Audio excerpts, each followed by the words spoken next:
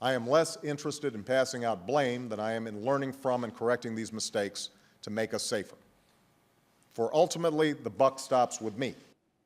It does indeed, and perhaps that's why we're not going to see any immediate firings from the White House, from the president on the terror scare. The buck has stopped, but we're moving on. It's all about the economy today as well. Top Line starts right now.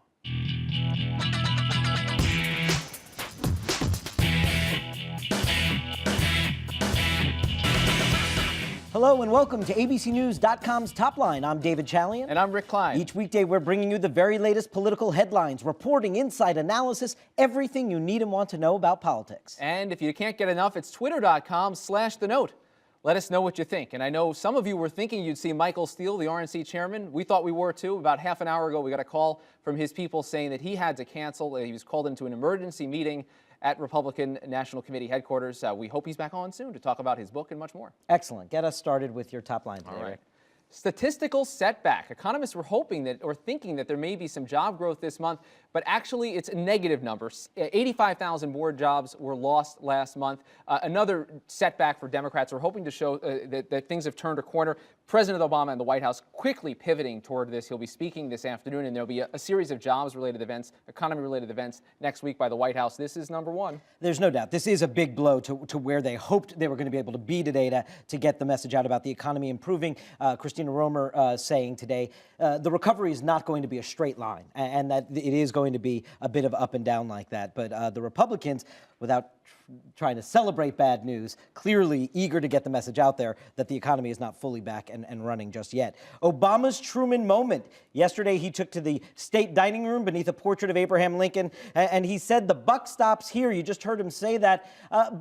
So we're getting the initial message that there will be no immediate firings as part of what he was trying to say. He doesn't want the finger pointing here, but it doesn't necessarily end the question asking that's going to go on about this incident. They detailed a lot of mistakes by a lot of people, and a lot of people are falling on their swords saying, I take responsibility for this. It does continue to raise those questions. If you're actually going to hold people accountable, what do you do about it? And how many times, you remember he said he screwed up with Tom Daschle, how many times can the president keep trying to sort of own this candid moment of it stops with me, I'm responsible, without diminishing a little bit of his brand? And acting on it a little bit.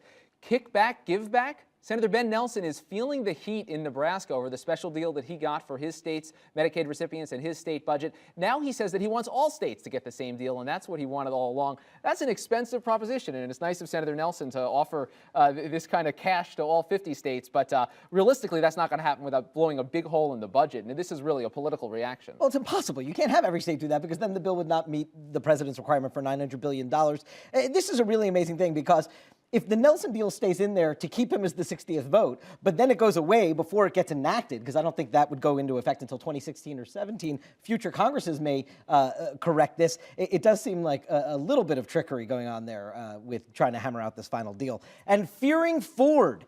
Harry Reid, Chuck Schumer going into all-out overdrive now, trying to keep Harold Ford out of the Democratic primary for Senate in New York. Harold Ford has been rumored to be talking to a lot of New York money people about the idea of primarying Kirsten Gillibrand, who has not really ingratiated herself with the New York literati, if you will, the Democratic establishment and fundraising crowd. Schumer met with him, really tried to make the case to get out. Harry Reid calls Michael Bloomberg, says, please don't push this. They clearly don't want a primary in New York. They're trying to avoid that for a long, and of course, as we discussed yesterday, they were expecting more of a primary on the left, not on the right. Not sure Harold Ford's the right fit. They already have a pretty gruesome gubernatorial primary. They don't need one in the Senate, I guess. We are joined today by Anne Kornblut of the Washington Post. She has a new book out, Notes from the Cracked Ceiling. There's a subtitle, Hillary Clinton, Sarah Palin, and What It Will Take for a Woman to Win. Anne, thank you so much for being here. I appreciate it. Thanks so much for having me. Congratulations on the book. Let's talk the broadest possible lessons first here. It's a fascinating subject. We saw Hillary Clinton and Sarah Palin in the 2008 election tap into something, and yet both obviously unsuccessful at grabbing that prize. And you get your title here from Hillary Clinton's goodbye speech when she said the 18 million cracks in the glass ceiling. Has Hillary Clinton fundamentally altered the landscape for future female candidates for the nation's top job for president, or was this specific to Hillary Clinton? I think the conventional wisdom right after the campaign, when she won those 18 million votes, a lot of her women were, her female voters in particular, were really upset that she had lost. The conventional wisdom was that, yes, she'd altered the landscape, and now suddenly there was going to be a rush of women.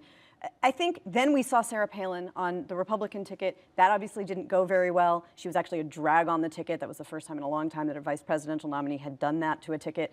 And since then, we haven't seen a sudden rush of women to the national stage. We certainly have high-profile women running for office, running for governor, running for Senate in certain states.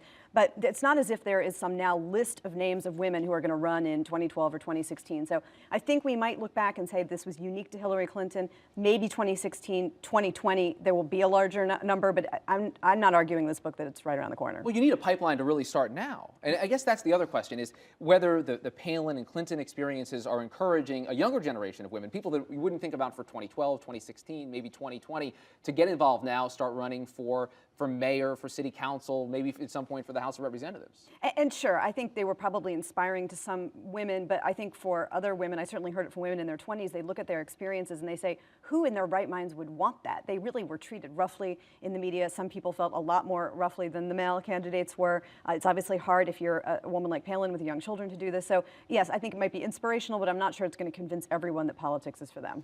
I want to drill down just a little bit. One of the very interesting things I found in the book, you talk about the issue of immigration in the 2006 midterms, and the Republicans hit Democrats hard. And Rahm Emanuel, who was in charge of the DCCC and winning back the majority for the Democrats, talked about how that really hurt Democratic female candidates a lot more than the male candidates, that there seemed to be some ability for Republicans to connect with voters saying, this woman is going to be soft on immigration. You can't trust her not to spend these federal dollars on these illegal immigrants, which to me begs the question, there's a woman, Speaker of the House, and this is going to be an issue that the president is putting on the agenda next year. Is that a problem for Democrats going forward if Nancy Pelosi is trying to put through immigration reform? And Pelosi herself agrees with Rahm's theory that immigration hurt a lot of these female candidates that ran in 2006. But it's a surprising number of women that they recruited and ran in 2006 who lost. And they don't like to talk about that. And Emily's List in particular has been, they've disagreed with— The Political Action Committee that supports exactly. pro-choice Democratic women, right? Yeah. They've disagreed with Rahm's theory and said, no, it wasn't immigration. But in general, voters have, over the years, seen women as weaker on national security. Immigration seems to be kind of a subset of that vulnerability. What's interesting is that if there's a woman who has figured out how to talk about immigration successfully, it's Janet Napolitano. And she did so as governor of Arizona. She will be leading the immigration fight when it goes public. Pelosi will too, but I think that she's figured out how to talk about being tough, but not in such a way that it alienates the Democratic base. That's a really interesting point. How does Speaker Pelosi's leadership play into all of this? She's been now on the stage for a good number of years. I mean, we've become more used to the idea of a female House Speaker. She's talked about how the agenda has shifted, the type of people running for office she hopes has shifted as a result of it. Do you see measurable changes in the national political landscape with a female Speaker? Well, it's interesting. She I think, gets short shrift sometimes when we talk about women in politics because Clinton and Palin take up so much of the oxygen. But she actually has been able to walk a pretty fine balance between, just in her image alone, of being feminine and being tough at the same time. She certainly has the respect of her caucus. She's done, for the most part, what you expect a House Speaker to do, which is keep her caucus together. The White House sometimes even fears her, but they certainly respect her.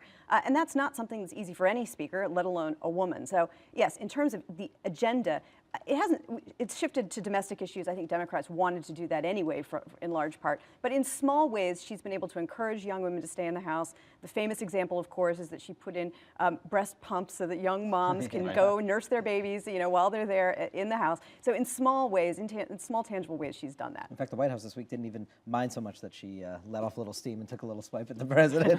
Ann Kornbluh to the Washington Post. The book is Notes from the Cracked Ceiling. Make sure to go get a copy. It's a fascinating read. Thank you very much for being here. Thanks so much for having me.